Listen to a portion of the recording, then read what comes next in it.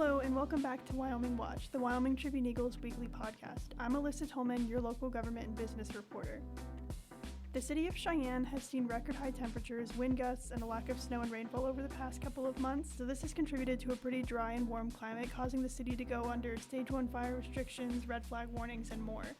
This week, I'm speaking to a local weather official, a Board of Public Utilities staff member, and a Riverbend nursery official about recent records the city has broken, future forecasts, and how this warm, dry weather could affect the city's water supply and crops. So first, I have Steve Rubin, a meteorologist for the National Weather Service of Cheyenne, to give us a rundown of recent weather events. So Steve, I've heard that Cheyenne has broken some records this month during and since the windstorm that happened March 12th. Can you just kind of walk us through what those records are?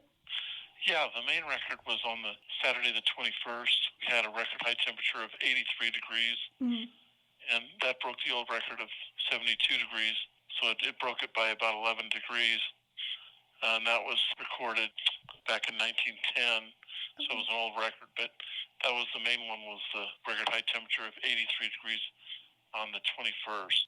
And then I also see on the National Weather Service website that the temperature in Cheyenne is dropping on Friday down to around 49 degrees before rising back up to the mid-70s this weekend. What's the reason for that cold snap? Well, we have a weather system and a cold front coming through the area. Thursday will be much cooler after Wednesday's highs in the lower 80s, and Thursday will be much cooler with highs in the mid-60s, still above normal. And then Thursday night and Friday we get down in the upper 20s with a chance of rain and snow, and then Friday a high around 50. So it's mainly due to a cold front and a weather disturbance coming through the area. And can we expect any snow on Friday? There might be a little bit. Right now it doesn't look like much accumulation. It looks like just kind of a dusting, if anything, just a 30% chance of rain or snow. And that kind of leads right into my next question. I've spoken to other meteorologists about this over the past few weeks, so I kind of have an idea. But can you tell us and our viewers how much snowfall we've had in Cheyenne this season and how that compares to past seasons? So far we've had 17.1 inches, and the normal is 45.5. So we're running about 28 inches below normal. I don't have the statistics for last year right in front of me, but we're definitely well below normal. We're 28 over, over 2 feet below normal so far. But March and April are our snowiest months, so we still have a chance in April to catch up a little bit. And is that did you say 48 inches is the normal? 45.5 inches. 45.5. That's through yesterday. Okay, and then for that entire total, is that accounting for the entire winter season? For the entire winter season. Gotcha. 17.1 inches, right. You did say the March and April are the snowiest months, but because the weather has been so warm, what do you think is the chance that we'll see any snowfall over the next few weeks?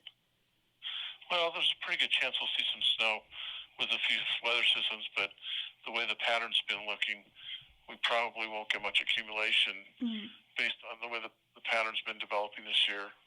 Okay, so you don't think that we'll gain that 2 feet that we're missing?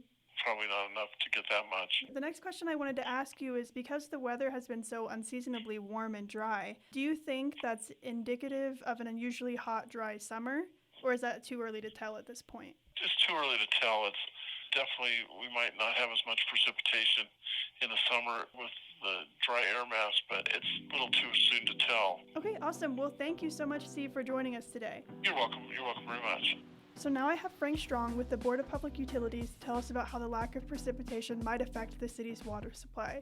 So Frank, the first thing I was wondering is, the Board of Public Utilities concerned at all with the lack of rain or snowfall in Cheyenne this season? We are very concerned about the lack of snowfall. We're actually even seeing up in our snowpack. The snow levels are 5 feet less than we saw last year, so yes, it is a real concern to the Board of Public Utilities. How is it affecting our reservoirs that serve Cheyenne? Are they low at this point?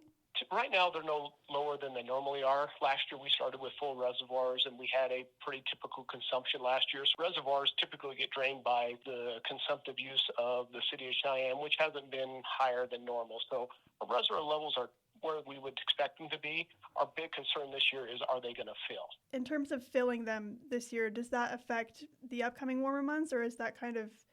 Explain that to me. If they were full last year, did we already use some of that up and we're waiting for them to fill up more, or are we still good at this point, if that makes sense? Yeah. So, they fill up every, April, May to the 1st of June is typically when our reservoirs fill. Gotcha. And then we drain them down through the year. And so now, Hog Park is down, 10 or 12,000 acre feet, and we need to refill that so we have water for the coming years. So that really is what's going to drive our decision on water restrictions this year on how well we're able to refill the reservoirs. Obviously, we have full reservoirs. We're not going to need to institute expansive restrictions. Right. We just don't know where we're going to end up right now because the snowpack is, 60, 70, 80% of normal. So it really depends on how that water gets to us. If we have a really hot runoff season, lots of times we're not going to get as much of that water into our collection system compared to a gradual warm-up. And where are those reservoirs located, the ones that specifically serve Cheyenne? We have, I believe, 8 total reservoirs. We have Crystal Granite, which is our local basin that has essentially no snowpack. We have Rob Roy and Hog Park that are out to the west. Hog Park gets water from the other side of the Continental Divide. So they're about 100 miles and 150 miles west of here. And then at this point, is there any chance that Cheyenne residents will be put under the water use restrictions in the coming months? And if they are, what does that situation look like? So right now we have plans to stick with our standard, recommend you only water 3 days a week. In the next couple of weeks, we're going to monitor the snowpack and the runoff, and based off how well our reservoirs fill, we'll determine, do we just go to a 2-day-a-week water scheduling, or if it's, really horrible, 1 day a week. But we just don't know yet. We just don't have enough information to make a good decision. Do you happen to know, you said in a few weeks, is there any better timeline that you could give me about when you would know when something like that would happen? It's all dependent on Mother Nature, unfortunately. Okay. How fast that snow melts off. We would love to have that crystal ball to see what's going on, but, we've already seen runoff start, which is probably a month earlier than normal. So if it stays warm like this, that snowpack could melt off pretty quick, and then we're going to have a very definitive answer. In your recent memory, has there been a time in the past where Cheyenne residents were put under more strict water use restrictions? This was before my time at the Board of Public Utilities, but that 2002-2003 era when we had a pretty significant drought, that's really when all the water restrictions started and the Wise Water Plan. So, yes, that has occurred in the past, most notably in that 2003 era. Okay, awesome. Thank you so much. And lastly, I have Bethany Green with the Riverbend Nursery and Stone Company to tell us about what plants are most suitable for this dry weather and how the nursery is accommodating for that. So Bethany, this region of the state has been experiencing a severe lack of rain and snowfall. What actions are you taking as a result of that, if any? We're telling our customers that they really need to be watering, especially their evergreen trees, and protecting them from the wind as much as they can with pallets or snow fence on the prevailing wind side. They can also use trans film. It's like an anti-desiccant that they spray on lightly, but definitely water just because it's been so dry and windy. Sure. And that's what'll kill an evergreen is wind shear and dehydration. And then in terms of the plants that you're stocking at the nursery, are you intending or are you now stocking any plants that don't require as much water? So we always do have plants that are more drought resistant, like Russian sage, and as far as shrubs and things that go, rabbit brush, Russian sage, potentillas. We'll get our shrubs in, though, in mid-May, so we don't have them in right now, but we will get drought-tolerant plants, yes. And then my last question for you is just what plants would you recommend people get for dry, warm weather here, other than the ones, obviously, that you just said, either for outdoor planting or just indoor plants? Those are kind of my go-to is, like, when people don't know what they want, is Russian sage, just because it's so drought-tolerant. It gets a nice purple flower on it in the fall. Really, though, if any, but everything that, we stock grows here good in Wyoming and Cheyenne, but you do have to water. There's no plants that you're going to be able to plant that won't have to be watered. If you don't want to plant evergreens, because evergreens are the ones that will die over the winter with wind shear and dehydration, then those are the things that I'm suggesting is like Russian sage, potentillas, cotoneaster.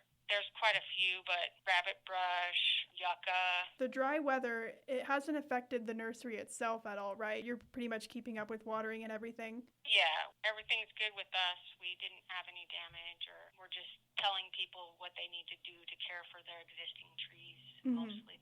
Okay, awesome. Well, thank you so much. Thank you. And now, here are our top headlines from this week. First, authorities have arrested a Union Pacific Railroad employee who is suspected of driving a train while under the influence of a controlled substance. Officers were called to the scene to respond to a reported fight between crew members. Laramie County Sheriff's deputies were later informed that the train's conductor, Parker Matthew, had barricaded himself inside the locomotive to escape the engineer, Christopher Richards. Richards was arrested Friday for misdemeanor reckless endangerment, being under the influence of a controlled substance, and interference with a peace officer. Next, the Horse Nations Indian Relay Council has continued to grow a centuries-old sport for nearly a decade now. As it continues to expand heading into its 10th season, the HNIRC will bring its horses and racers to Cheyenne for the first time this fall, and also hopes to bring it to even larger audiences this summer during Cheyenne Frontier Days.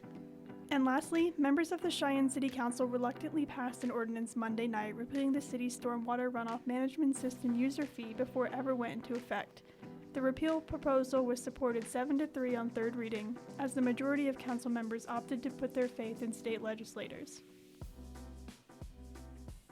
Thank you for listening to Wyoming Watch. Tune in next week for more local news.